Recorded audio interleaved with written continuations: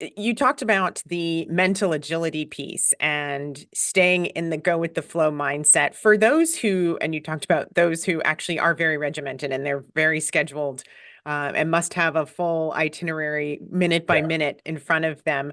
What are things they can do to practice and not, have their freak out moment, but practicing that agility? What practice exercise can lead to greater mental agility, if there is such a thing? Yeah, no, there's actually quite a few. In fact, one of my colleagues at Harvard, a guy named Mike Wheeler, wrote a book called The Art of Negotiation. And in the book, he makes the case that if you want to be an effective negotiator, you need to learn the skills of improv. Welcome to the road to greatness. Get ready to be inspired and empowered to take your career to the next level. Let's talk about it. Before we get into the next example of greatness, I want to invite you to join this pro tip partner community, which is designed to help ambitious, ever evolving professionals like yourself find a new pro tip, habit, or mindset that helps take your performance to the next level. So here's what I'd love for you to do. First, click subscribe or follow, and then share this episode with anyone who you think needs a little boost. And you can keep the conversation going by following us on social media at Carlin, Karlyn, RTG podcast. I'd love to hear your comments, questions, and if you try anything from my guests, let me know. In this episode, I'm pleased to welcome someone I've known for pretty much 40 plus years, since elementary school. We reconnected after 40 years. And I have to say, this man has been super busy since the good old days back in Natick, Massachusetts. Josh Weiss is well-versed in negotiation, mediation, and systemic approaches to conflict resolution. He is the co-founder of the Global Negotiation Initiative at Harvard University and a senior fellow at the Harvard Negotiation Project. He's also the director and creator of the Master of Science degree in Leadership and Negotiation at Bay Path University. Like I said, he's been, kicking back, doing nothing. Anyway, in addition to educating professionals about the art and science of negotiation, Josh conducts research, consults with organizations, including biggies like Microsoft and General Motors, even Christie's Art Auction House. And he engages in negotiation, mediation at the organizational, corporate, government, and international levels. Also, big thing and how we're connecting here too, he also ran the Negotiation Tip of the Week podcast, which was in the top 100 iTunes business podcasts from 2007 to 2010 and was downloaded more than 2 million times during that period.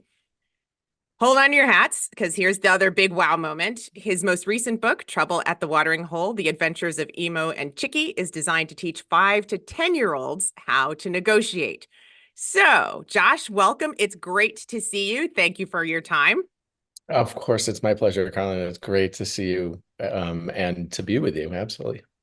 All right. So the first thing I want to make sure we mention is negotiation is for more than just salespeople, even though that's where we think of it. We think about the salesperson who's negotiating on price, which we'll get to the error and the flaw of that whole concept. But of course, it's for everyone, right? Because we are negotiating every single day, no matter what. And so much so, you have, as I just said, you are teaching kids how to negotiate. So let's start off with, why teach the kids so early how to negotiate? What are they doing? Yeah, well, the reality is, as you said, that everybody is doing this all the time. I really wish people had a broader sense of negotiation because it's such an important life skill. And why teach kids? Because kids are open to the idea that there are ways of doing things. And kids also find themselves in these situations where they have to do this and they don't really know what to do, right? So a lot of times, unless they learn the skills of how to negotiate and how to problem solve and how to think creatively about what's happening, they'll revert to what's instinctual, which oftentimes isn't the greatest way to do things. It's usually a Um, pop on the arm or something else that's not so yeah, good. essentially, yes. So what I found with kids is that they're really interested. And part of the reason that myself and my colleague wrote these books, and I've written a few of them, is there weren't actually a lot of stories about negotiation, problem solving, dealing with conflict, things like that. It was sort of more prescriptive for little kids, like don't do this and do that, right? That's not interesting and not exciting. And so by putting it into a story format where the skills and everything is sort of embedded in there, parents and teachers can then sort of say, well, what happened with the two main characters, Emo and Chicky, and what did they do well? And, I mean, I still remember as a kid, my two favorite books were Curious George and Dr. Seuss, and I have many of those still lodged in my mind. And so we all, as human beings, we all love stories, we remember stories, and we remember the lessons that we find in stories. And so it's a really natural way to teach kids how to do this.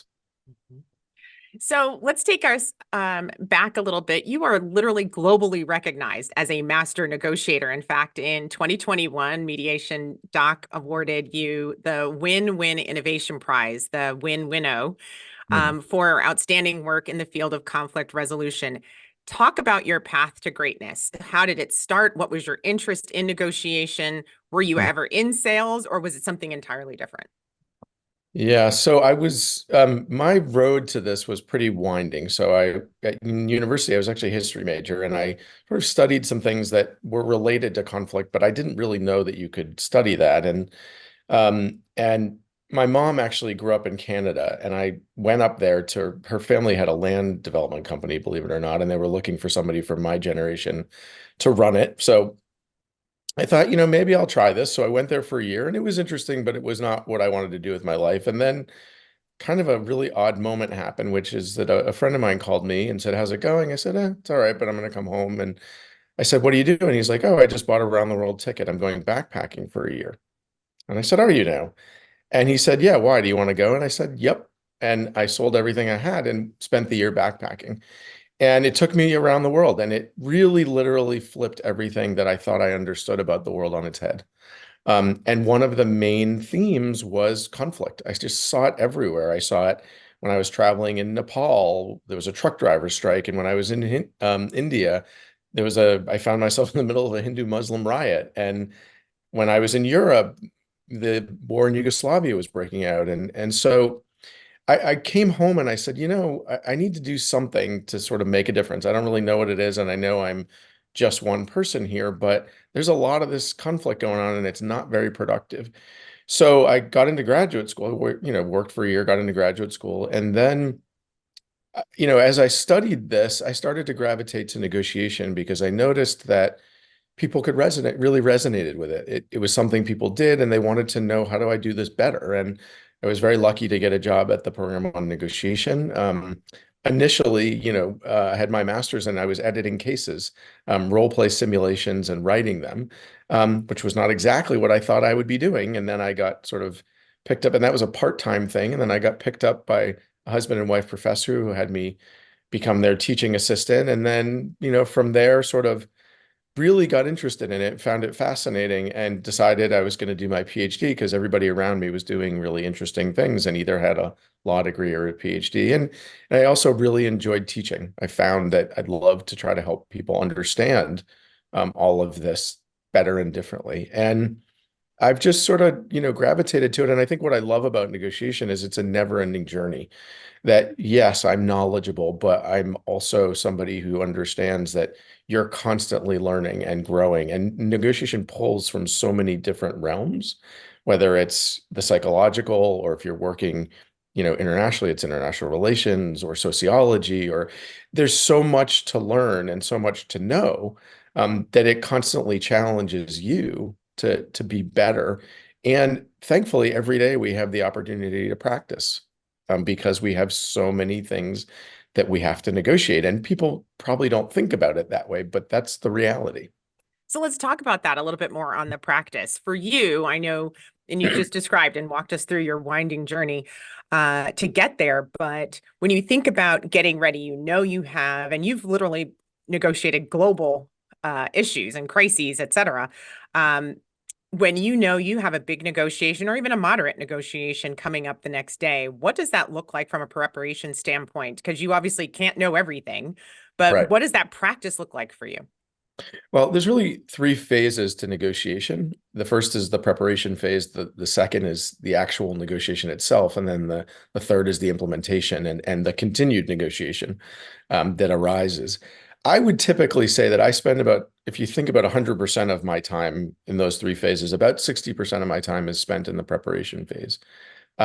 It's so incredibly important because information is the currency of negotiation. And so the more you know, the more research you've done, the better off you're going to be. There's going to be less moments where we lose confidence. Confidence comes and goes. It sort of ebbs and flows in the negotiation process. When we know what we're talking about, we're confident. When we don't, we start to feel a little bit anxious, right? So the more preparation you can do, the better. Now, the problem is that because we're always working with incomplete information in negotiation, we can't know everything. So we, like many fields, we have sort of the 80-20 rule, right? So you can know about 80% of what's going to happen, but then you really need to learn the skill and the mindset of adaptability and having a flexible way of approaching things. When I plan, I sort of take a contingency planning approach. So I think about it and I say, well, I know what my goal is. Now, what are the different ways I can get there? And I try to sketch out for myself, maybe 3 or 4 different paths, so that if one route is blocked, it's a little bit like playing chess, right? If one route is blocked, then you try a different route. And I think if you don't plan that way, then again, you get back into the what I would call the freak out factor for a lot of people, where they get really nervous because they don't know what to do. Their plan just went up in flames because the other side didn't do what you imagined they might. Right. So this way you're far more prepared, and you also train your mind to say, okay, I know information is going to come back to me here that I didn't know was part of the negotiation. And I'm going to have to take that in and figure out what to do with it. And if that's my mindset, I rarely get flustered because I know that's what this process looks like. It's inherently an iterative one, right? Where you say things, you take in information, you listen, and you're, back at it again. And so I really think how you prepare is a critically important. And unfortunately, I think a lot of times people want to plan. There are a lot of planners out there, right? They grew up in a family that, they would plan everything out before they did anything.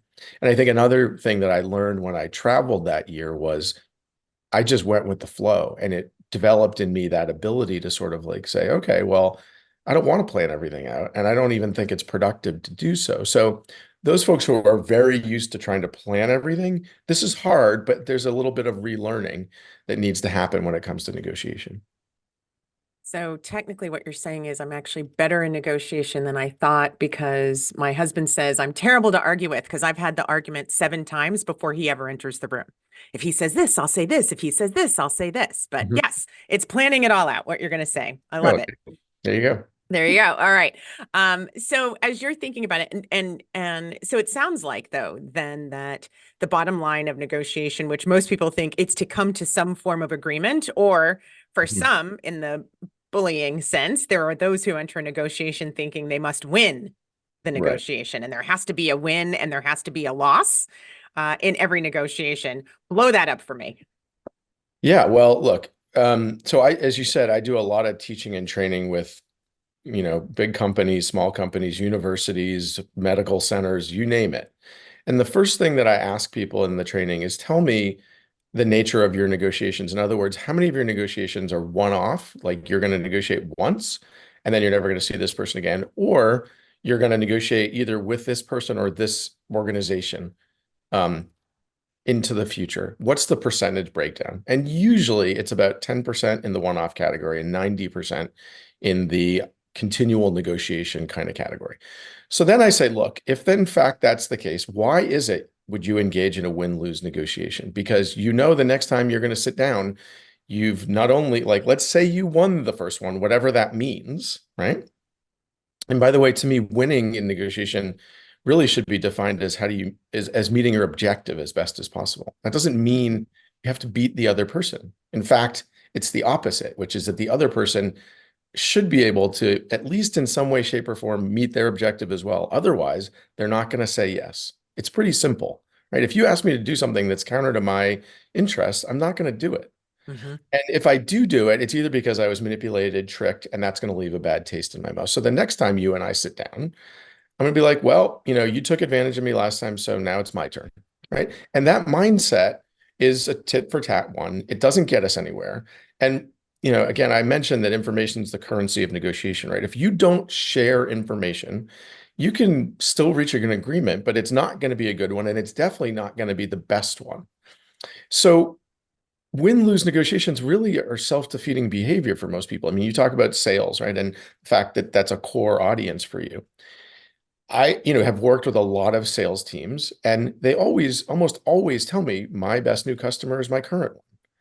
And I say, well, if that's the case, then how you negotiate with them matters greatly. Hmm. And it's going to matter into the future. So I think that that's a really important dimension here and negotiation, you brought up the point about reaching agreement. For me, I believe that the purpose of negotiation is not actually to reach agreement. It's about meeting your objective as best as possible. It's really easy to reach agreement. I can reach a bad agreement in 5 minutes, but is it an agreement that actually meets your objective and is better than your alternatives, which is what we're trying to accomplish? So, if people can learn to shift their mindset from my goal here is to reach agreement to my goal here is to meet my objective as best as possible. And if that means reaching agreement, great. If it means not, that's okay too. That's actually, I mean, a lot of the companies I work with, I'll help them prepare and I'll say, where's that line where this doesn't make sense for you? And they're like, what do you mean? We have to reach agreement. The client's always right. I'm like, no, because that's going to be a downer for your company and it's going to be frustrating for you and you're not going to be viable into the future. So you have to kind of move away from that. It doesn't mean that you're not valuing the client in all of this. Of course not. But it does mean that you understand your own interests and objectives and you understand what your goals are there. So I think it's a big misnomer. And it's interesting because when I will share that with people, a lot of times people will say, "Oh my, thank God," because I'm putting all kinds of pressure on myself to reach an agreement. When in fact, if I can just now I can take that pressure off and realize that what I'm doing is focusing in on my objectives. Mhm. And in sales, a lot of times we talk about it as a win fast, lose faster, right? Don't Yeah. spend the time negotiating against yourself, number one, Right. or don't spend a whole lot of time working on something that ultimately you're not going to be profitable. So, it's a bad situation for you in the first place. Right. That's exactly it. So Yeah.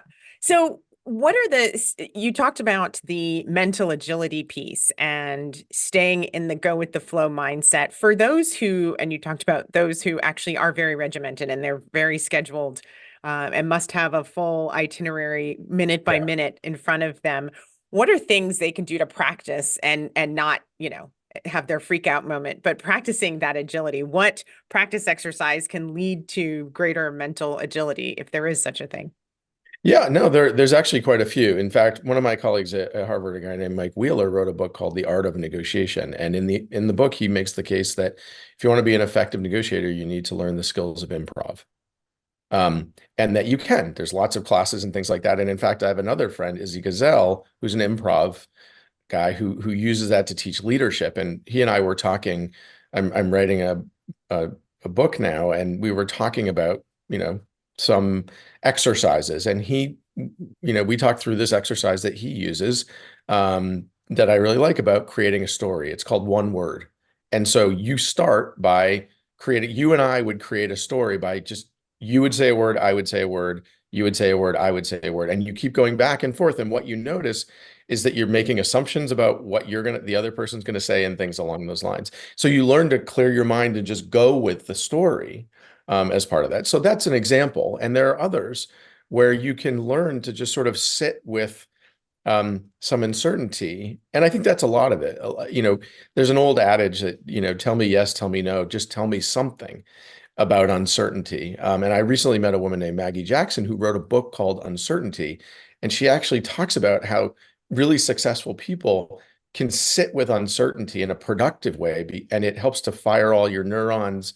And it's an opportunity actually to create um, because things are not clear. And so you take that opportunity to do things. So again, you can see I'm back to the psychological realm here. And a lot of what happens in negotiation goes on in your mind. And we spend a lot of time thinking about, well, how do I do this and that with the other person? And sometimes, I sort of say, well, you might want to worry a little more about yourself and how you're thinking and doing. My colleague William Ury at Harvard, who I've worked with for a long time, he's one of the co-authors of Getting to Yes. But Mhm. many years later, he wrote a book called Getting to Yes with Yourself.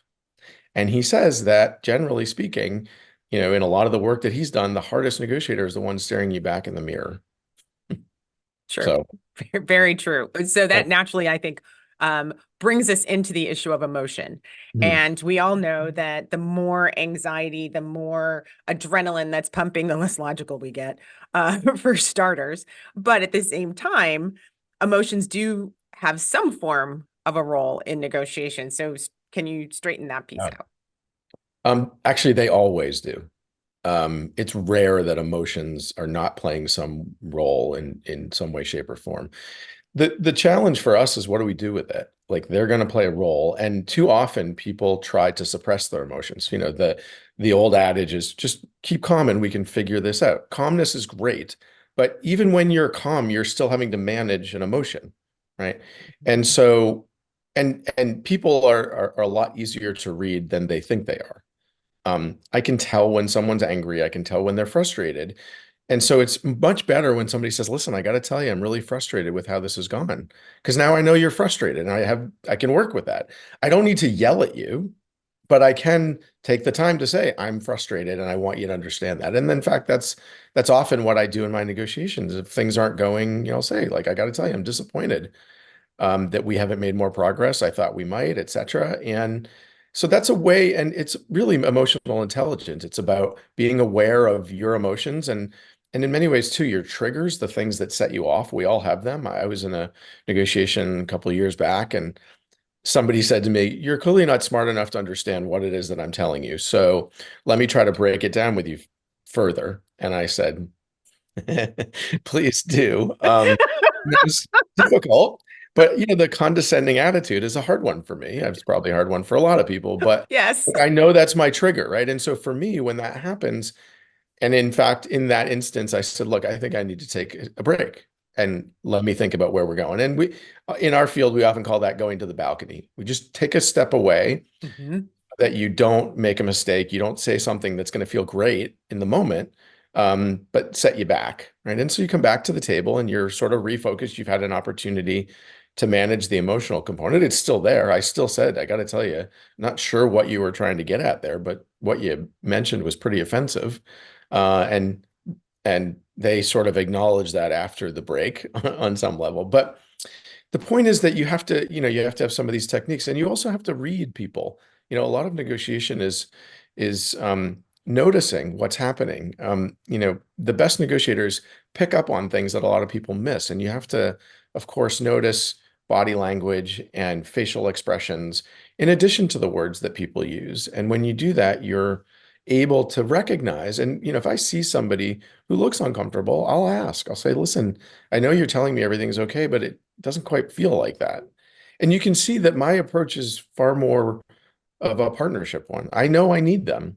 And Mhm. so my goal in negotiation is to have somebody who I can problem solve with because you and I have a problem or we have an issue or we want to make a deal and we're not there. And Mhm. so I'm going to treat you that way. And there are times as well when I'll even listen to somebody and say, are you sure that's the best way to go down this for you?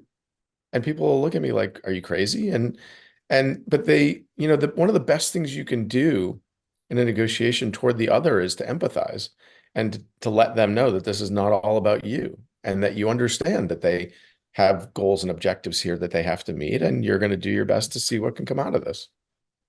Absolutely. And I don't often, well, I do teach negotiation from time to time, thanks to your help. But most of the time, I'm looking at executive communication and I'm helping people understand how to get their point across, just if they're making the presentation that's a one-sided thing. And one Yeah. of the things we talk about a lot is 93% of the impact of your communication is your voice tone and your body language, Mm. with 55%, being that body language piece. And Yeah. so we have to go through and look at, well, what are all the things that indicate whatever you're feeling or what your mood is? How did you become so astute, or how did you learn to pick up on did you watch hours of TV? Did you just start inspecting your friends and family to just watch them how they went? What did that look like for you to learn that 55%? Well, I do remember I was at a high school reunion, my 20th reunion, and talking to some people, and this one woman goes, "Oh my God, so like you can read everything that I'm telling you right now." And was like, all right, it's not that dramatic, but you know what? I think it's part of the deal. Like you realize what goes into effective negotiation, and so you invest time and energy into that process. I was fortunate a few years ago to meet a guy named Joe Navarro, who has become a good friend, and he's the FBI's body language expert. He taught the FBI officers what to look for, and one of the things that I also really learned from him, which was fascinating, was that people get it wrong a lot of the time. There's a lot of misnomers about body language and reading body language. And so you have to be very careful. It's important to do, but it's also important. It's easy to misread people. In fact, like the one big misnomer that I did all the time was, when people cross their arms like this, people think that's a defensive move, Hmm. that you're feeling uncomfortable. And the notion of feeling uncomfortable is right, but what he says is actually that you are feeling a bit uncomfortable, and so you're actually sort of self-soothing. You're not Huh. really defensive, you're just self-soothing in a way that is helping you to try to manage how you're feeling. So it's things like that we have to be accurate and we have to understand. And I think it's all part of the learning process. And that's why, again, to me, being a very good negotiator, it's a continual journey. And that's the kind of thing, those are the kind of things that you have to learn along the way. So one of the things that I've noticed in this conversation is you're talking about reading other people, that you've also said that you actually verbalize what you're seeing. So I see that you're frustrated, or I'm getting a sense that Mhm. XYZ is actually happening. Right. So is that the best way when you're talking about reading someone's body language? You don't just go, oh, well, I see you're defensive. It's more, it feels like, or it senses of, how do you approach that so that you can actually address the elephant in the room, so to speak? Yeah, and I try not, because I'm making an assumption then, right? If I say, "Wow, you look really defensive right now," that's going to set things off. What I try to do more often than not is really describe what I'm seeing, devoid of judgment. And I think that also brings me to in my mind, an important point, which is that, we make a lot of assumptions during a negotiation process. In fact, when we start down that road of a negotiation and somebody does something, we immediately, sort of start to make sense of what they're doing. And that kind of thinking takes us down a road that gets us into trouble a lot. In fact, for example, there's a concept called intent and impact in negotiation and in other realms. Like I take an action with a certain intention, and often the impact on the other is not what I intended. Right. And if I notice that the other person goes, "Ugh," or something like that, Hmm. I shouldn't just blow past that. I should be like, well, all right, hang on. So I just said that, and I noticed that your reaction was actually quite negative. That wasn't what I was intending. Let me go back. So there's a lot of checking of assumptions. There's a lot of clarifying that's really important throughout the process, so that you stay on the same page. I'm sort of a big believer that assumptions are the silent killers of effective negotiation, because what happens is we create entire stories about what's going on that are not really they're based on one small piece of evidence that you then take and run with. And before you know it, you've got a whole story laid out in your mind. And in fact, people do this all the time, even before they're negotiating. I'll talk to folks and they'll say, well, if I were to sit down and negotiate, I would say this, they would say that. It wouldn't go well. Like, what's the point? I'm like, whoa, like you've just made a whole bunch of assumptions about how this is going to go before you even had a conversation. Hmm. And often the hardest part of negotiation is sitting down and getting to the table is often difficult because there are a lot of people who find negotiation anxiety producing and difficult. And when we're in that state, we just don't operate well. So I think there's a lot here that you have to notice. There's an art and a science to negotiation. And I think the art is really paying attention to what's happening in front of you, around you, with the other person, et cetera. So one of the things, and again, getting into the sales space, one of the things that um, happens far too frequently is that negotiation becomes 100% price issue and not positions and interests, as you talk about quite frequently. What what goes disastrously wrong if you're just in that particular setting, or even in any other setting, if you're dealing with a vendor to do home improvement or anything else? what are the dangers of just boiling it down to that one narrow thing and not really understanding, as you say, staying and educating yourself and doing the prep work in Right. advance? You miss opportunities. That's the bottom line. There's lots of things that people value in negotiation. And yes, price is obviously a critical component of a sales negotiation, but there's also delivery, there's also schedule, there's length of contract, there's other things, right, that people care about. And so sometimes you might be a little bit limited on price, right? But there might be some of these other things that help you. I know last year, for example, just talking about real life and everyday life and whatever, I had somebody come over. I needed part of my house painted, right? So he gave me a quote. I was like, listen, um, it's a little higher than I really would like to pay. I said, is there any way to do this differently? And he said, well, if you can be flexible with your time, and when I come and do this, I'm prepared to drop the price by $1,000 or whatever. Right. And I said, sure, like as long as you can get it done by the end of the summer or whatever it might be, that's fine with me. Right. So for him, he had all these other jobs and he couldn't get to it. And so it was valuable for him to have the flexibility to get to me when he could. And it didn't really matter that much to me. Right. So it's things like that where you notice, and so again, negotiation is about what people care about, and we call that value. And it's similar, even in a salary negotiation, I obviously talk to people about that. And I often say, look, don't, you should do your homework and understand what the industry standard is for your job and the salary and things like that. But what else do you want if you're going to work here? Like, what else is important to you? Is it flex time? Is it telecommuting? Do you have a little kid? Do they have, babysitting services? Um, there's just lots of things that people care about. Is there professional development? What's the culture of the organization like? Things along those lines. When you're just so focused on the dollars and cents, you miss these other opportunities. And that's how you turn like just a good deal into a great one. All right, we want to hear more, but we have to take a moment to pay some bills. So we'll be right back after this quick break. Interested in learning more about leveraging improv skills for your business? When you think about a workshop on practicing improvisation, chances are what comes to mind is, I'm going to learn to be funny, or get really comfortable making a fool of myself, or I'm going to get prepared for some big group acting performance.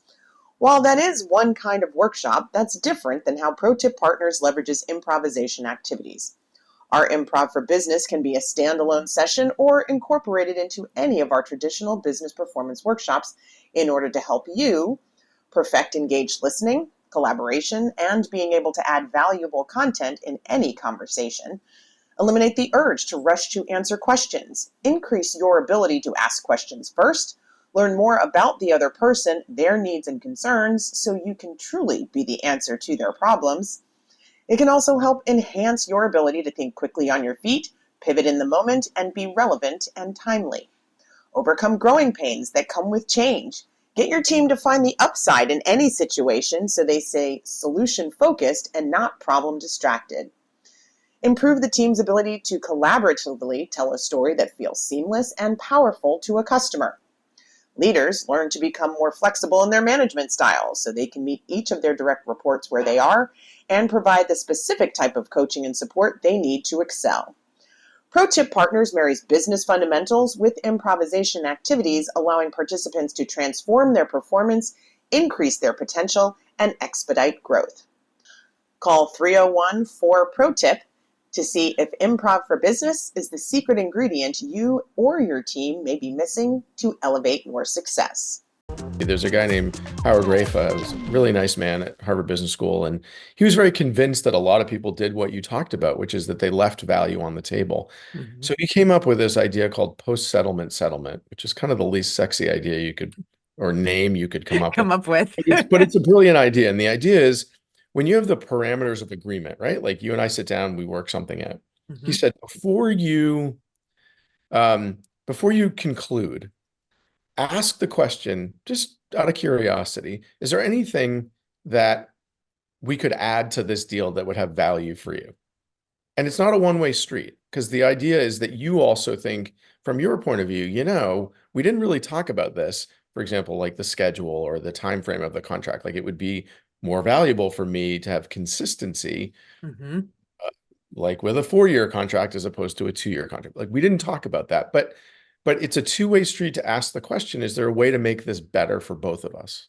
And it's a great idea. And what happened was he kind of put out a consulting shingle and said, I'm pretty sure that a lot of people are doing this. And over a 5-year period, he heard a number of cases, and in about 90% of the cases, he helped the parties find more value, and he got 10% for doing it. So, Gotta love that. So you were going to say, I'm sorry. just that I think that's the real danger, is that when we get so focused on one thing, everything else gets pushed out. Mhm. And that's almost a little bit like bargaining versus, or haggling versus negotiation. To me, haggling is, it's a one thing. I'm going to buy a rug in a bazaar in a far off land. Well, we should haggle, okay? But negotiation, it's more complicated. There's more things going on than that, in most negotiations. And that's one of the things that people miss out on, is they just sort of push past that and don't realize that, there are other intrinsic things that we value. And a lot of those things, by the way, that we value, um, are intangible issues, things about ourselves, right? That maybe I want a promotion, or I'm really trying to improve myself, or things like that. And those elements of negotiation, or I need to look good to my boss. How can we structure this agreement so that that happens? You know, those aspects of negotiation are there, and they can easily be woven in if you're looking for them. Yeah. So as you know, part of this is focusing on it's the practice. How do you prep yourself? One of the things you talked about was the importance of improv so that you can get your mind more um, Mhm. nimble and agile. Other things, and you mentioned a couple of others, but one that we didn't talk about was that we talked about previously was the fact that you actually got your PhD from George Mason, which is I'm based in Washington, D.C. or in Northern Virginia, and I'm 5 miles away from the George Mason campus.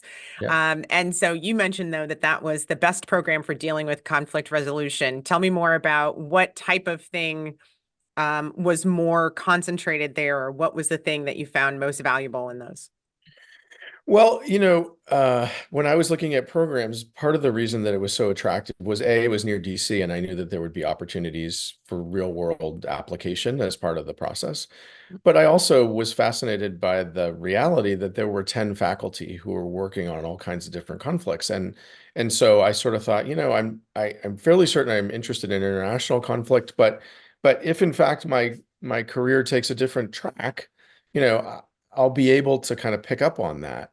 And there'll probably be enough people there that I can sort of pivot if I need to. Um, but I also just, for me, I really enjoyed the whole notion of, being able to dig down and have the freedom there to figure out what it was that I wanted to do. And I was lucky because I came in and I had a pretty good idea of what I wanted to focus on, and they kind of cleared the way for me to do that.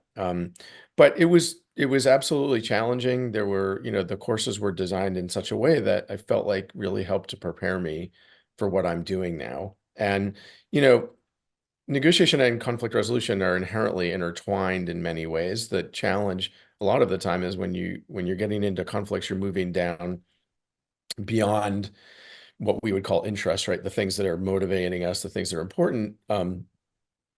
Down into values and needs, and sometimes those are different, right? If we come from different backgrounds or cultures, those sometimes can be, worldview conflicts can be a result of how we even view the world differently, and our experience growing up and learning, our way of understanding the world, etc. And so I often use a lot of those things. I do a good bit of mediating, between different people, and I was trained to look deeper at that level. And that's where that human psychological piece comes in. And I think if you're not trained to notice those things, it's easy to miss, what's happening. And I think, by the way, those things happen in lots of contexts. They happen in sales, where if somebody feels insulted or embarrassed, you can throw as much money as you'd like at them, and they're not going to say yes, right? That's And right. that has nothing to do with dollars and cents. It has to do with, um, some of these other elements. So I just feel like it really trained me in a way that When I left there, I felt a good bit of confidence to be able to do what I needed to do. Mhm. So, and we're coming up on the end of our time together, but I always want to ask the question, what didn't I ask you that I should have? Well, I guess the one thing I would simply say is that I don't know if it's that you didn't ask me this, but more that I can't stress enough how important all of this is to people's lives. Like I've really noticed a change in my own life since I've been doing this. I used to be very accommodating, and there's nothing wrong with being accommodating, but I also realized that I was never meeting my own interests. And so I learned to be assertive. I learned that it's really important if you're going to be a happy human being to be able to meet your interests and needs. And so it's a realm that's really worth investing in. And I just don't think enough people understand that. I think they see it as a tool, as a function, or something they do in their work. Um, and it's much greater than that. Um, and I think that if folks invested the time and energy to learn this and become really good at it, they'll be very happy they did. And one of the ways they can do that is to pick up your next book, which is out in 2025, called How to Get Back to the Table. Can you give a quick overview or a preview of what they'll expect to see on that? Yeah, so this book is really I wrote a previous book called a Book of Real World Negotiations, and it was about 25 successful cases, and it was people have found it useful, which is great. But a number of people said to me, "Why did you write about success? Why didn't you write about failure?" And so I started to look around in our field, and I realized that there's not that much written about failure, but it's the reality that many of us face in negotiation quite frequently. It's because it's difficult. So basically, getting back to the table is a book about how do you deal with failure? Um, how do you recognize when it happens? How do you prepare yourself and perhaps even understand the different ways you can fail in negotiation so you can avoid some of them? But then it's about what do you do with that? Like, how do you really learn from it? And become a better negotiator. And for example, one of the steps, there's 5 steps in there. And one of the ones that I talk about that I really, really like and I think will be very valuable for people is unlearning certain things that you've learned that are getting in the way. And Yes. right? Because we do a lot of things sort of on autopilot because we learn, it worked in one negotiation, so we think we'll just transfer it to this one, and this negotiation looks nothing like the other one. The dynamics are different, all of that stuff. So, I'm hoping it comes across as a really realistic view of negotiation, and that it helps people to sort of say, okay, that didn't go how I wanted it to go. And so I'm going to really take a minute to understand and really learn from it so that I can come back to the table better. Excellent. Well, Josh, this has been beyond helpful, useful. I hope folks at home have heard at least one thing. Hopefully, we'll drive attendance at local improv classes and potentially I'm picking up, and you mentioned a number of books along the way. And then I'm putting up on the screen right now a list of your books. So if you'd like to learn more and read more of Josh's work, you can check all of these out. You can also visit Josh's website at joshweiss.com and pick up all the things. It is really worth your time and investment, as Josh said, in terms of having just a more productive and fulfilling experience in whatever space you're in, and whatever it is that you do. So we advise you to go ahead and check those out. Josh Weiss, thank you very much for joining us. And after all these years and all this time, you are utterly amazing. And thank you for spending some of your time with us. It was my pleasure. Thanks so much for asking me to come on. This has been The Road to Greatness. Remember to subscribe, follow, and share, and I'll see you next time.